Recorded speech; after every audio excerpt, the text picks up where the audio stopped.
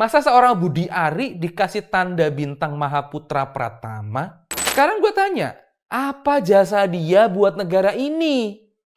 Apakah kasus jebolnya data nasional kita itu dianggap sebuah jasa untuk negara ini? Kalau menurut gue, yang harusan dikasih penghargaan itu adalah Joni. Bisa, Pak Waki, bisa. Bisa, Pak Waki. Bisa. Pegangin. Bisa. Tepuk tangan. Tuhan Yesus bantu.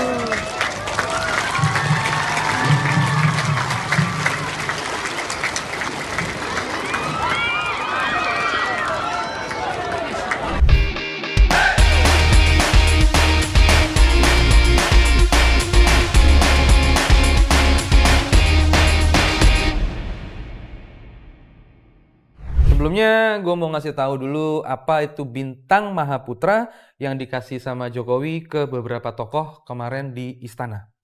Jadi gini, bintang Mahaputra adalah penghargaan dari negara yang dikasih presiden untuk orang, kesatuan, institusi pemerintah atau organisasi atas dharma bakti dan kesetiaan yang luar biasa terhadap bangsa dan negara.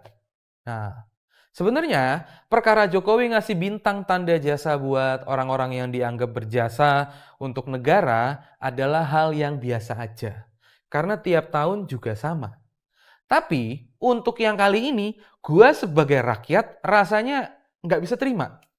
Masa seorang Budi Ari dikasih tanda bintang Mahaputra Pratama? Lu pada tahu nggak konsekuensi pemberian tanda bintang itu? Salah satunya adalah orang yang diberikan tanda jasa itu berhak dimakamkan di Taman Makam Pahlawan. Karena orang itu dianggap pahlawan yang berjasa bagi nusa dan bangsa. Nah, sekarang gue tanya, apa jasa dia buat negara ini? Apakah kasus jebolnya data nasional kita itu dianggap sebuah jasa untuk negara ini? Dan dia pantas dianggap sebagai pahlawan nasional. Sekali lagi, apa jasa dia untuk negara ini? Kalau bicara jasanya dia untuk Jokowi, mungkin dia banyak jasa buat Pak Jokowi sebagai penguasa maupun sebagai pribadi. Tapi jasanya buat rakyat, apaan ya? Ada yang tahu nggak tuh? Apakah karena dia berhasil ngeblokir jutaan situs judi online?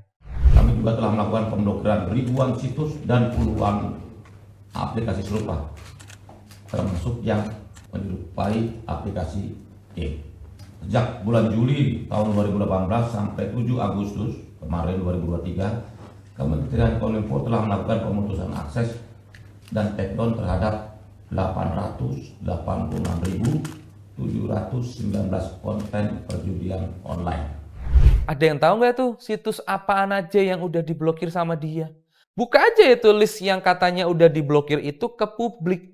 Karena gue kok ngeliat masih banyak aja tuh situs judi online dan iklan-iklannya di media sosial.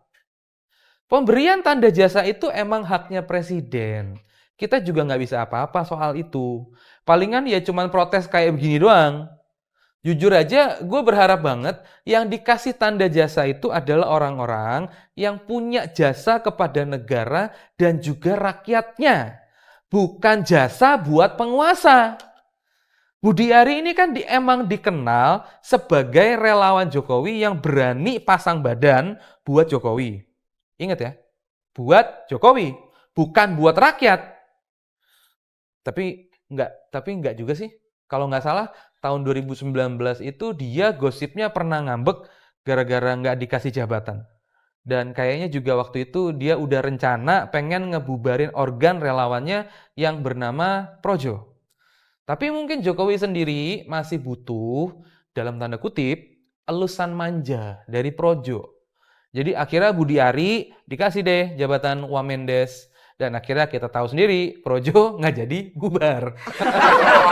Maaf Pak Jokowi, kalau saya protes keras soal ini. Karena jujur saya nggak tahu apa jasanya Budi Ari. Nggak usah deh ngomong jasanya dia, kayaknya terlalu berat. Ngomongin prestasinya aja dulu. Karena seharusnya yang namanya pejabat itu harus punya prestasi. Kan yang jadi pejabat itu sudah pasti orang-orang yang kompeten. Masa iya presiden milih pembantunya asal-asalan?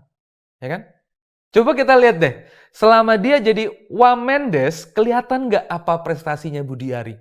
Terus dia naik kelas tuh, jadi Menkominfo, makin kagak kelihatan. Padahal prestasi itu kewajiban loh. Kan pejabat itu digaji pakai duit rakyat. Dan digaji sama rakyat dong. Dapat fasilitas juga dari duit rakyat. Jadi sudah seharusnya berprestasi dan menghasilkan sesuatu untuk rakyat. Benar nggak? Justru kalau menurut gua, yang harusan dikasih penghargaan itu adalah Joni. Anak yang naik tiang bendera, buat ngebenerin bendera yang kebetulan macet dan nggak bisa naik sampai ke puncak tiang benderanya. Malah dilupain sama Jokowi. Kenapa? Karena Joni bisa memberikan inspirasi kepada kita semua supaya punya rasa kebangsaan yang tinggi dan rela melakukan apapun untuk menjaga kehormatan merah putih. Itu salut sama Joni. Tapi ngomong-ngomong soal Joni ini, ada yang gue bingungin. Dia kan dulu dijanjiin tuh sama Jokowi bakal masuk TNI langsung. Tapi pas saatnya tiba, Jokowinya malah lupa siapa itu Joni. Sama Joninya aja lupa, boro-boro inget sama janjinya dia ke Joni. Yang lebih lucu lagi adalah pas ditanyain soal Joni nggak lolos seleksi TNI. Jawaban dia adalah, semua itu ada aturannya. Disitulah gue ngakak. Gak salah nih seorang Jokowi ngomong soal aturan. Karena kalau misalkan menurut gue, kekurangan Joni itu bukan karena tinggi badannya. Tapi karena dia bukan anaknya Jokowi. Coba kalau dia jadi anaknya Jokowi, mungkin bisa dibantu lewat jalur MK dan pasti dapat privilege dong, anak presiden. Semuanya pasti auto siap gitu. Siap besok jadi ketum partai. Siap besok jadi wakil presiden. Siap dan seterusnya begitu aja. Terlepas dari itu semua, untungnya TNI kita masih baik sama Joni. Nggak dibiarin begitu aja. Walaupun Panglima tertingginya ngelupain jasa Joni, tapi TNI-nya tetap ngebantu. Dan Joninya lagi dilatih untuk ikut terapi nambahin tinggi badannya. Ya, semoga aja Joni bisa sukses jadi prajurit TNI ya. Tapi ini sekaligus jadi pembuktian secara nggak langsung kalau Jokowi selama hampir 10 tahun menjabat tidak memperhatikan gizi anak-anak Indonesia, terutama yang di akar rumput. Itu fakta. Apel lo?